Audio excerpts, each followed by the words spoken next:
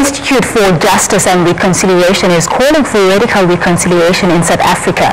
This comes after it released its 2013 South African Reconciliation Barometer survey and found that class inequality has become the biggest setback for national reconciliation. Jerry Mabuza has lived in Tembisa for 12 years. He moved here after completing the trick to seek work to support his family.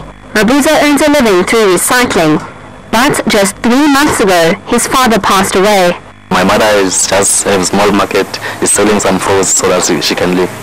That money is not enough. Maybe she's getting 100 pounds per month, so they can't eat because we have got some young sisters and young brothers at home, so they must eat. Mabuza has to send money to his family every month while struggling to keep himself afloat as well. But just over the hill from where Mabuza stays in Tembisa is an estate filled with houses worth millions of rands. The contrast in living standards is more than self-evident. The 2013 South African Reconciliation Barometer survey reveals that class inequality is the most divisive social issue between people. Others are disease, political parties, and race.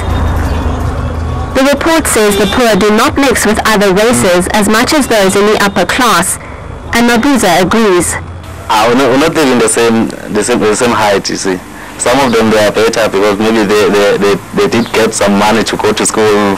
Their parents already prepared some money for them, but we're not going to live the same life, you see, because we're not born rich, all of us. The study also found that citizens have the least confidence in political parties and the police. However, citizens have the most confidence in religious institutions and the public protector. The report proposes a renewed concept of radical reconciliation to highlight the link between the need for material transformation and psychological bridge building.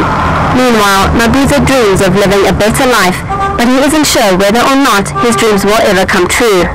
No, I've got lots of wishes. I wish to see myself maybe staying there at Clayville or Midrand, but it will depend if government is helping, but I don't think government is going to help because the way they treat us now, it feels like nothing is changing. The report's findings raise questions as to why, after almost 20 years of democracy, class inequality is still a major problem in South Africa, and what exactly is being done to rectify this. Nadia Romanus, ANN7, Tembisa. Police